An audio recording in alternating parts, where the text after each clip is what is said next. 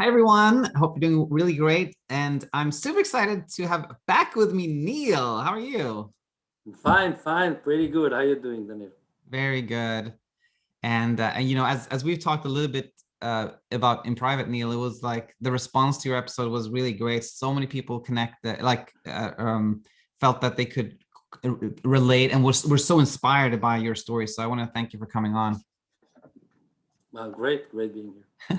Thank you. So we're gonna try something that we've never done before, actually, first here. And I'm gonna try to call, this is Ben, we're gonna try to call.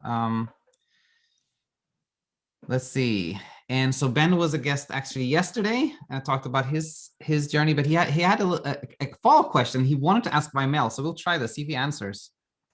All right. Hi, Daniel. Hi, Ben, how are you? I'm doing well. How are you? I'm doing well. You are live with myself and Neil. Hey, Ben. So yeah, so just go ahead and ask your question, and then we'll do our best to answer. Okay, perfect. If I have the question written out on notes, so I'll just read it. But after I read it, can I tune in on YouTube? Like, are you guys on it? No, actually, we were supposed to do this live on YouTube, but we're not live right now. So we're actually just recording this, but we'll post it later. But you can just stay on, and we can talk about the answer and like that. Yeah. Yeah, no, of course. Okay, so I'll start. I'll just read it out right now. So it's a question regarding the sleeping window in my situation. So I wrote my window in which I go to sleep is around 3:34 a.m. And when I fall asleep, I actually wake up at 7:30 or 8 a.m. around. But then I'll go back to bed and sleep for about another 2 hours. So would it be more optimal for me to start my day as soon as I wake up, which is at 7? Because when I wake up at that time, I'm still sleepy. And I'll lay down in bed for like 10 to 20 minutes and fall back to sleep. Is that an issue or will it make my insomnia worse if I go back to bed and get an hour or 2 hours sleep? When I first wake up, I check the time and I see that it is 7 in the morning. So I'll tell myself to go back to bed and I'll actually fall asleep. But I was just wondering if doing that is actually setting me up for failure when it comes down to improving and beating my insomnia. That's a great question. And I'll share my thoughts and then bump it over to Neil for some additional thoughts there. But just a little backgrounds, because me and Ben spoke yesterday, and basically Ben has been like sleeping very late and actually wants to get up earlier. I actually heard the opposite. Oh, you did? Yes, of course. You're still tuning into every episode. I love it. All of them. All right, so Neil is with us here. Cool. So my short answer to this one, Ben, is that I think it makes total sense for you to just get up at 7 instead of like sleeping in an extra, because you actually want to like make your whole sleep cycle go earlier, so I think it makes total sense. And the other thing I just want to add to that is like, to me, the problem when people are kind of sleeping in is not so much that you sleep some more hours. It's just more the intent. It's like when somebody's always like chasing sleep, trying to get more sleep, that's what creates problems. So that was my immediate thoughts, and I'll bump it up to Neil. What are your immediate thoughts here, Neil? All right. So first of all, yeah, I mean, what you said is correct.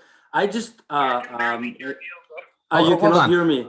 Let's see. Where does Neil's audio come from? I'm gonna see if I can increase Neil's audio. Okay, no problem. Okay, let's try. All right. Can you hear me now, Ben? Yeah, I can hear you a little better. All right. Well, I'll try to. We good?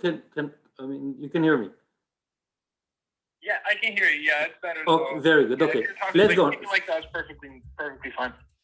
All right. So if I understood you are describing that you fall asleep between 3 to 4 o'clock a.m. and wake up at 7:30, and the question is if you should stay more in bed or just start your day, right? Yeah, because the thing is that I'm easily able to fall back asleep and then wake up a little later. And when I wake up later, like I feel more refreshed, I feel better. But at the same time, I think it's just making my insomnia worse because I'm not applying what Daniel's telling you, which is like get up first if you wake up. Right. So two things. First of all, I fully understand you because I've been there. So, as one that been there for years, and I was never one that goes to sleep early. I was always, going to sleep like 1, 2, 3 a.m. because I'm a night person. But as far as I understood, you wanna start being, up earlier at like 7 o'clock, 8 o'clock in the morning, and I don't know, like start your day, because it really depends. I think that if you're good with going to sleep at 3 a.m. and wake up, I don't know, at 9 finally, or 10, and if it fits you, if it fits your life, then why not? Because I don't see. But if you want to be up earlier, this is one question I would ask myself. First, if I'm good, if you go to sleep, because I felt a bit of judgment in what you said, because everybody wakes up early and I wake up, and the opposite from being judgmental to yourself is love, right? You want to feel good with yourself, and the idea is I don't know what is your schedule, but if there's nothing for you to do at 8, 9 o'clock, and you don't mind to go to sleep at 3 and be up at 9 or 10 or whatever, I don't see anything wrong with it, as long as it fits your life. Now, if you have to be up early in the morning, which I guess you don't, because you say that you wake up at 7:30 and then go back to sleep until 9. Yeah. So the first question is that I would ask myself, or I can ask you, why do you have to be up? Do you have to be up at 7:30? No, I don't. But my body just sometimes naturally wakes up at that time. Right. Listen, I wake up 3, 4 times a night, even more, 3, 4 times that I can remember. Everybody wakes up during the night. Okay, we have like those sleep circles every 1 hour and a half. The sleep circle is over and we're up. Now, the thing is, you're up at 7:30. You say that you're up sleepy, because I guess you go to sleep at 3, 4, and then you're a bit sleepy. What I'm trying to ask is, do you feel that you need more sleep, or because it's a big difference being in bed and really trying hard to sleep, which is not something that you cannot do. Nobody can force himself to sleep, or you feel like you want it, like like it makes you feel good, because if your sleeping hours are between 3 o'clock to 9 o'clock or 10 o'clock, whatever, and it fits your life, it doesn't really matter, because it's like someone goes to sleep at midnight, wakes up at 3, 4 a.m., looks at the clock, says, you know what, it's still the middle of the night, I'll go back to sleep and be up at 7. So you know what I mean? If it's important for you to be up in the morning, it's a different story. Yeah, no, 100% for sure. But the thing is that when I wake up when I look at the clock and I see it's 7 a.m., it's not that I'm like fighting to go to bed. It's like I know, since it's my natural pattern to go back to bed after waking up at 7, like I'm not really trying. I naturally fall back to sleep. But I know that from listening to many of the podcasts, Daniel always preaches to, upon awakening, even if it's early and even if you don't get that many hours, you need to start your day, and that's what's really going to help. But then I told myself, like, it's not that I'm really fighting to go back to bed, because like I said, my body naturally goes back to bed, and then I wake up at like 9 or 10. Yeah, I would jump in there and just say I totally agree with what Neil said here about a lot of people feel that there's some kind of judgment in society. If you sleep late, then kind of like that's not good. But I think there's absolutely nothing about that. Like, people have different schedules. But what I emphasize is really not so much that you have to get up at a certain time. It's more the importance of not chasing sleep. So when you wake up at 7 and you see it at 7, but you kind of naturally fall back asleep a little bit more, I don't see that as a problem at all, versus somebody who wakes up at 7 and says like, oh no, I got to get more sleep. That's when it's tricky. Exactly. That's true. Yeah, this is something that I wanted to add, exactly what Daniel said. The real question here is, if you stay in bed because you feel that you must get more sleep, or if you be up at 7:30 and start your day, I think that the real solution here is you want to get to a point that you don't even think about if it's let's go beyond what we're talking, right? Well, what we're saying, everything is correct, but I think we're going into details. And if we zoom out a little bit, right? If we zoom out from the situation, the whole dealing with it, the whole thinking about, should I be up at 7:30 and get off bed, or should I stay more? Because if I'm going to be up at only at 10, then I'll be tired, sleepy again at 3 o'clock, 4 o'clock. This whole thinking about it, this whole calculation, the hours, instead of, you're up, all right. Is there anything you want to do? Do you feel like it's going to be fun to stay in bed and sleep more? You feel sleepy, you want that sleep? Go for it. If you feel like you need it, not want it, if you feel like it's something that you think that you need and it makes you feel anxious, get out of bed and just do whatever makes you feel good. And I think that finally you want to just reach a point where you deal much less, you much less involved or attached, much less attached to whether you slept or not. And then generally sleep will come easier to you, because sleep is not a goal. It's just something that happens when you don't think about it. Yeah, no, 100% for sure. It's also, I want to get to the point, hopefully, where, when you're sleeping, you don't need to look at the time at all. And it's like you wake up, like upon awakening, you're good, and that's it. But the reason why I wrote my question, it was because what a difference of like 2 hours. So like if I wake up at 7 and then start my day from there, right away, since I would be telling myself like, oh, I didn't sleep too much that night, which then would affect my day. But then the fact that I wake up at 9, it's like those 2 extra hours of sleep are like, just makes my mood so much better. Like, I don't know how to explain it, but I think that, you kind of already answered your own question in a way. You said that it's how you think about whether you slept 2 more hours or not that really makes the difference. If you had to get up at 7 because like it was your brother's wedding or something, you were super excited, you get up at 7, you wouldn't even think about it. You would have the greatest day in your life. So it's how we think about those 2 hours that matter, not the 2 hours themselves. But I think I agree with Neil so much about like the big picture is like, we often focus on like the hours, the minutes, should I do this, should I do that? When reality is like, the goal, of course, is letting the whole thing go. And I think, again, in your situation, Ben, it's like, if there's no reason for you to get up at 7 and you enjoy sleep until 9 now, go for it. But if you need to change it, it's not going to be hard to change. Yeah. Well, thank you so much. Honestly, you definitely helped a lot, both of you guys. I really appreciate it. Anytime. Thanks so much for being on here, Ben, and stay in touch. Thank you so much. Okay. Bye now.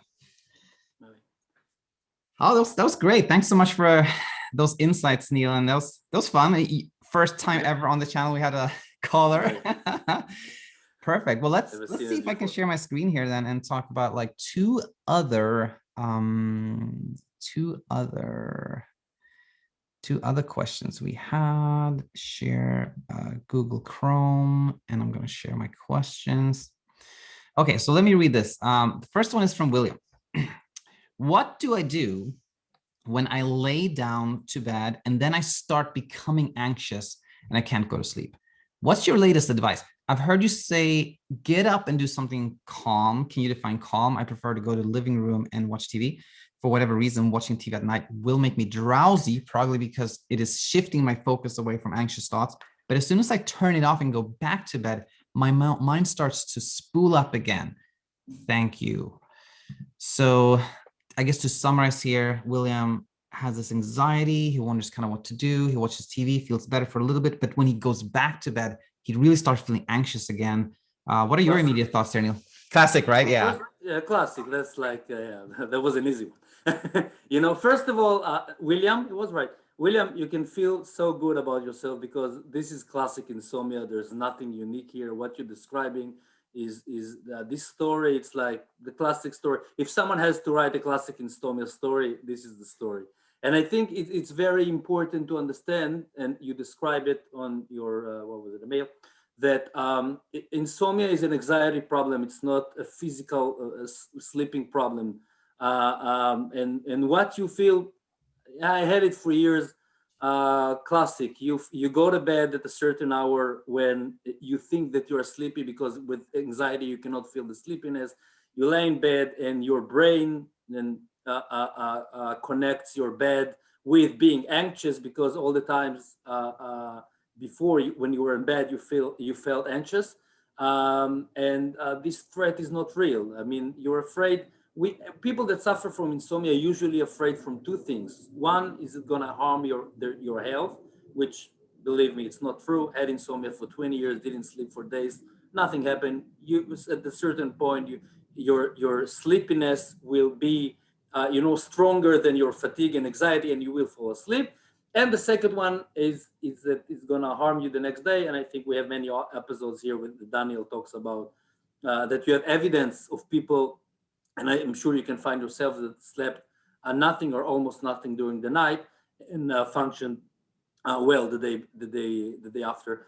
But what you're describing is, you being in bed, you're anxious, and then you go out of bed, and this is what they talk classic in CBTi, right? Get out of bed every time that you feel anxious in bed, and which is, I think here the most important thing is to understand that, like, if you, I don't know if you were, I guess you didn't. I have a previous video that I made with Daniel that I talked about the difference between our brain and our heart, like emotions, and us in the middle, and the brain. The brain, when it feels threats, okay, it'll try to protect you because it's a surviving machine.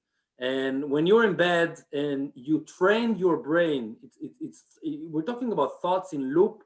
And when you train your brain that being awake or being in bed or trying to sleep is a threat, every time you go to bed, you'll feel it. Now, what you want to do is you want to break this chain. You want to break this connection of your brain.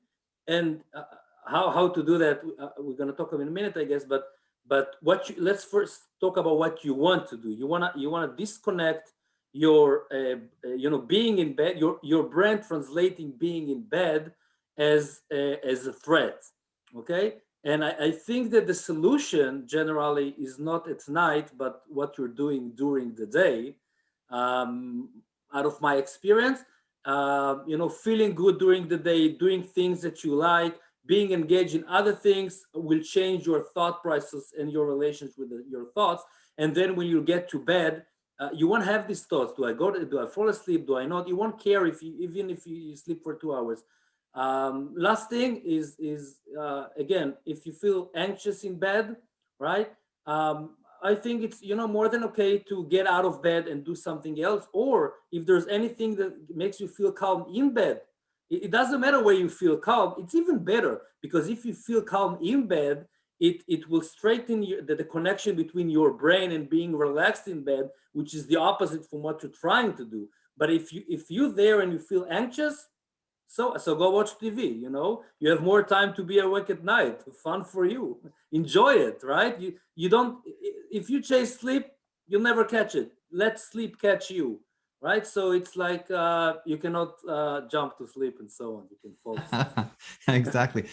Yeah, no, totally. And just to kind of highlight some of the things Neil said for you, William, and anybody else that's tuning in here, like when you sort of like do things you enjoy during the day, then it's like, it doesn't matter how much you sleep or what you did during the night. And when it doesn't matter, everything becomes much easier.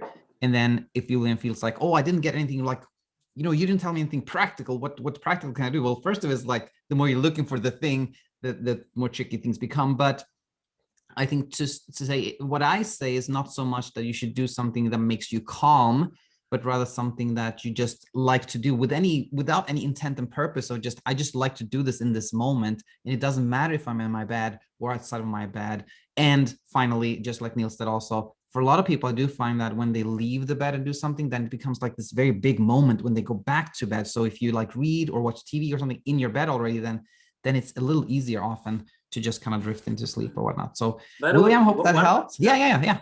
One last thing that I wanted to say is just what you said is the intent. I mean, think about, if our brain is like a train station, you can have only one thought at the time, right? And I mean, a second after you can have another thought. But if you can have only one thought at the time, if you feel anxious, you get out of bed, you go watch TV, and you watch a series, whatever you watch on TV, you go and watch Netflix, or let's not make a commercial, Amazon Prime. I don't care what you watch, but I'm saying whatever you watch, be in what you watch. Don't try to watch it so in 30 minutes you go back to sleep, because then your thought is on sleep, not on what you're doing.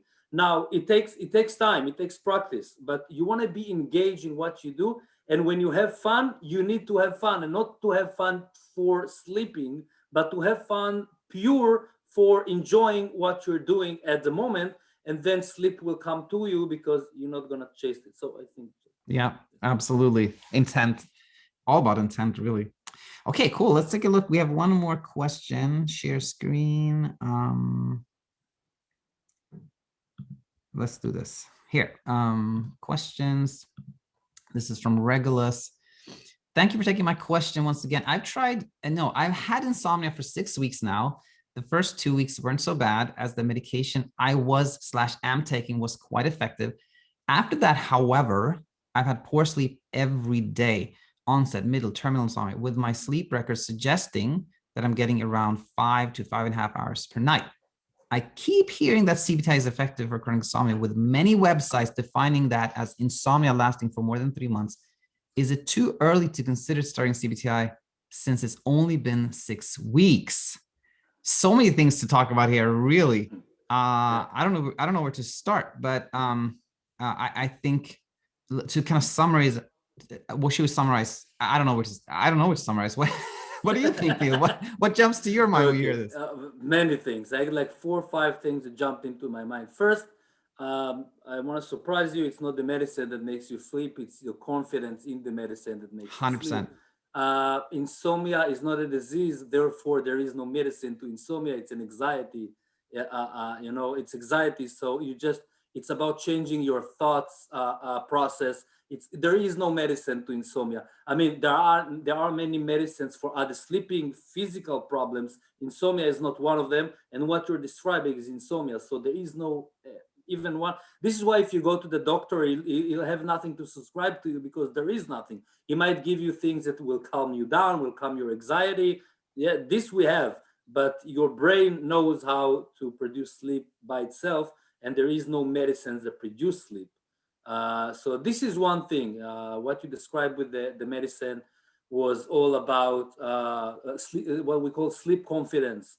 Sleep confidence is when you calm about, your body knows how to sleep by itself. And every time you try to involve, okay, when you take a medicine, the process of trying to find a solution is the problem.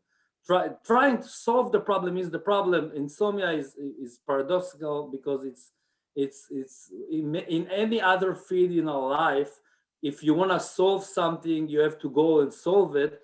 And with insomnia, it's kind of funny, maybe what come people in my mind, but just give up. Okay, don't try to solve it. You go back to sleep. Give up. Tell insomnia, right, you won. I'm not gonna fight it anymore. Do whatever you want. Okay, I'm not gonna sleep, so I won't sleep anyways. Okay, I'm done. I won't sleep. I'll never sleep again. And then you fall asleep because you give up the fight. This is the paradox here. That everybody that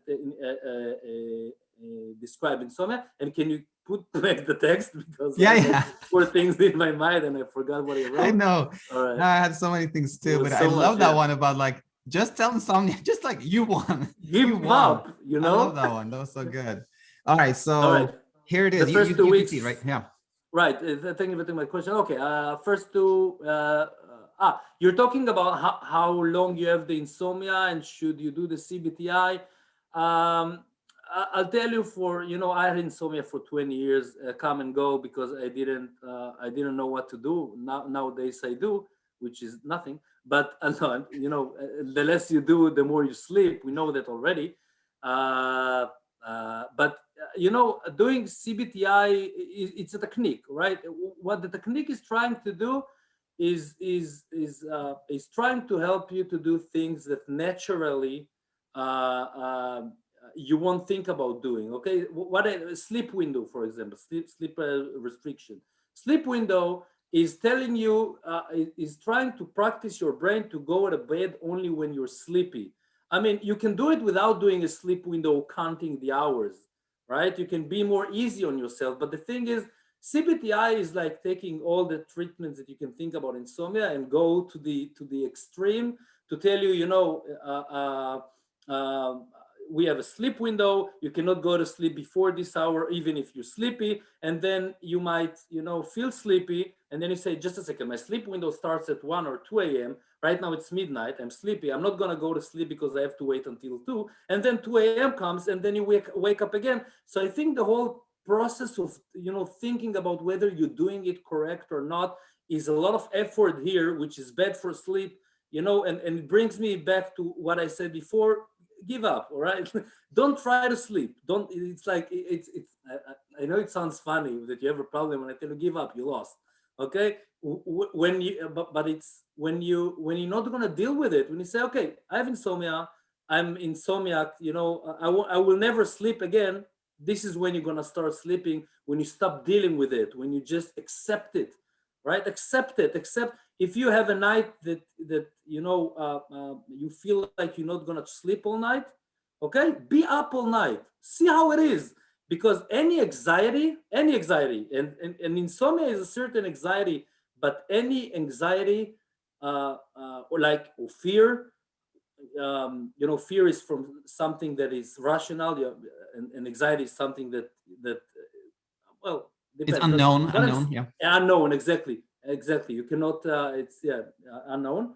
But the thing with anxiety is you have to look it in the eyes, okay, and not be afraid of it, which means if your fear is, if I'm not going to sleep, I don't know, whatever is going to happen tomorrow, okay, try to have 1, 2, 3 sleepless nights in a row. I promise you 2 things. 1, you'll be tired, because if you don't eat, you're hungry. If you don't sleep, you're tired. Number 2, nothing else will happen, okay? And you will be able to function, because our brain needs much more than sleep. Sleep is one thing, okay? It functions. How? I'm not a doctor, but I've been there for years, and I know that I can function. So there are, I guess, many other things. But those are some super important ones. And about the medication, yes, so true. And the way I was going to say that was like I really started to think that it's the delegation that really helps. When you take a medication, then you're like, I've delegated the work. The medication is going to do the work. I don't have to do the work anymore. And that's why you can easily sleep, right? But the problem is you haven't really understood sleep. So you just think that I delegated, now it's supposed to work. But wait a minute, it's not working. Why is it stop working? It stopped working. I don't know why, it's like just, and you can delegate to yourself. You can just do like the give up. You want something. That's like you delegated. You're like, I'm not going to try it anymore. So that's delegation. It's a really important thing. And the other thing was just the general time aspect here. Like we have the mentioning, it's been 6 weeks. The first 2 weeks were like this. I sleep 5 to 5.5 hours based on my records. And it's not been 3 months yet, etc. The whole aspect of like focusing so much on time is really, really problematic. And, no judgment there, of course, it naturally happens. But I think a real low-hanging fruit is just like, when I heard I keep a record of how much I slept, I was like, just abandon that. Just abandon that recording of your sleep, and you're kind of letting go of control, and sleep will really come to you. Yeah. And then I just want to say a few things here on, the 3 months, which comes up every now and then. People are like, oh, it's been 6 weeks, so it's not chronic yet, but now it's been 7 weeks. I'm getting there. Oh, dang it. It's been 3 months. Now it's chronic. That's really bad. I don't know who decided 3 months is chronic. It's just like completely random. That's number one. Number two, I think it's so unfortunate, let me use that word, that somebody decided to call it chronic when there's nothing chronic about it. It's only chronic if you keep feeding it, right? When you hear the word chronic, it's like so defeating, like, oh no, it's been 3 months. Now it's chronic. Now it's going to, of course not. It's nothing but a little confusion there. So don't let that word throw you off. And as Neil said, there's nothing special about CBTi. It's just like education and maybe some habit change. And you can do that at any time if it's helpful to you. So those are kind of my big thoughts there. By the way, Daniel, I saw a lot of times that people on your channel, I think that the definition, when you say chronic, you define it in your brain. You have a definition. It's not, right now you label it, right? I have chronic insomnia. What is chronic? It's subjective. It's not something that you can. So and the other thing that I want to say about the numbers, that it doesn't sound rational that practicing math will help you to go to sleep. So You know, I slept for 5 hours, and yesterday I did it myself. Just a second. What time is it? I woke up, when I was checking the clock. I checked the clock because I cared if I sleep or not. Now that I don't care, I don't check it, because if you tell me that tonight I'll sleep for 2 hours, or if I sleep for 8 hours, I will act the same, because, so what? So I sleep 2 hours. And you don't have sleep debt, right? You don't have to feel this, so the night after I'll sleep more. And I was up for 3 nights in a row and then slept 7 hours one night, and then I'm good. So what I'm saying is, it's all about our thinking. It's not what's what you're thinking about it. I say live life. Stop thinking about life. Just do whatever makes you feel good, and stop calculating. It's not going to take you anywhere. It just produces more anxiety. With which for someone that suffers from insomnia, it's very easy. When you say it, and when you're in there, I can tell you, when I had nights that I didn't sleep, I didn't stop thinking about, okay, just I was calculating. So I slept for 2 hours, and then I was up for 2 hours. And when I stopped calculating, stop watching the clock, stop, going timeless. You want to go timeless. What you want to do? Sleeping, if you want to lose time, will not help you to lose control. If you want to lose control, time is about control, and control is about obsession. And if you're obsessed to look at the clock every time you open your eyes, okay, you're going to open your eyes every 30 minutes, because your brain is filled in a threat, and you have anxiety.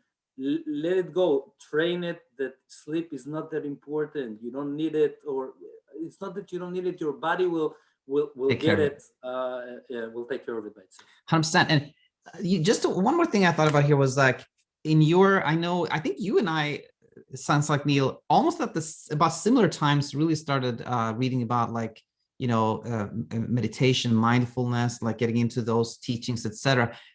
Have you come across these concepts of dualism and idealism?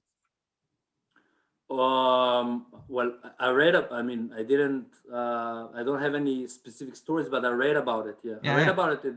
I think the book, "Wherever You Go, There You Are." Oh yeah, I think it's in there, exactly. Yeah. Anyway, that just came to my mind because I think that's helpful. So dualism basically is when we define things as like good, bad, preferred, unpreferred, etc. Right?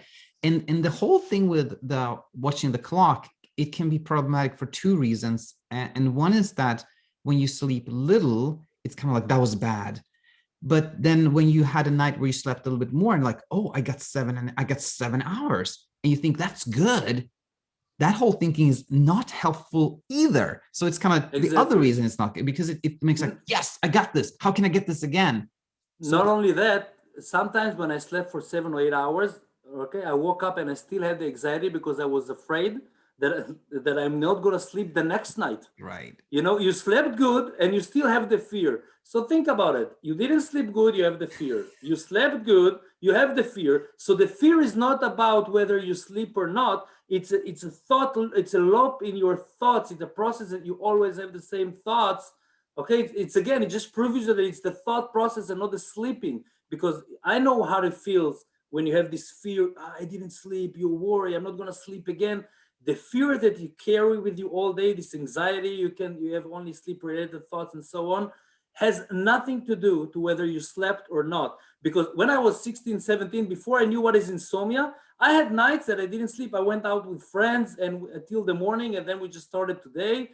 And I was tired because I didn't sleep at night, but I didn't think about it. I didn't have any anxiety, and I was up for 2 days. When the insomnia is the way you look at it, the way, and having the same thoughts again. Albert Einstein once said,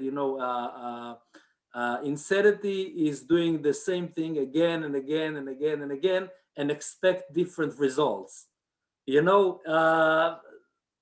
Okay, when you anxious for enough time with insomnia, you see nothing happens. Anxiety doesn't help you. I know it's easy to say, but if you go a little bit deeper into it, you understand that just give up. There's nothing here. Yeah. It's like a balloon, Yeah. There's nothing. It's not a disease even. It's not even physically. You cannot even find it. I have to add these two things before they escape my mind, because I think they were helpful. One is the Einstein quote. When some people who hear that are going to be like, no, you're wrong, because sometimes when I take melatonin, it does help. So sometimes I get the right result, but then zoom out and look at the big picture. You're overall doing the same thing all the time, and you're overall still having trouble. So that's so true. Exactly. And then the other one was like, yeah, just exactly what you said about like, okay, if you look at sleep as kind of an achievement, something you want, you monitor the clock time, then if you don't get it, then you're anxious because you want to get it. And when you get it, you're anxious because now you can lose it, right? So yeah, we make it all up in our mind, which is right. It's insane. You know, we make it all up in our mind. The 100%. whole idea, you know, finally you want to get to a point where it brings me back, where you change your relations with your mind. Your mind will always, you know, if thoughts will pop up all day, look at it and, you know, examine them. Yeah. I think you're on the path, Neil. Next time we meet, you'll probably be levitating. Nice one. All right. I love it. This is so nice. I want to really thank you, Neil, for coming on again, and we should definitely do this again. All right, we will. Okay. It was fun. Bye now. Bye.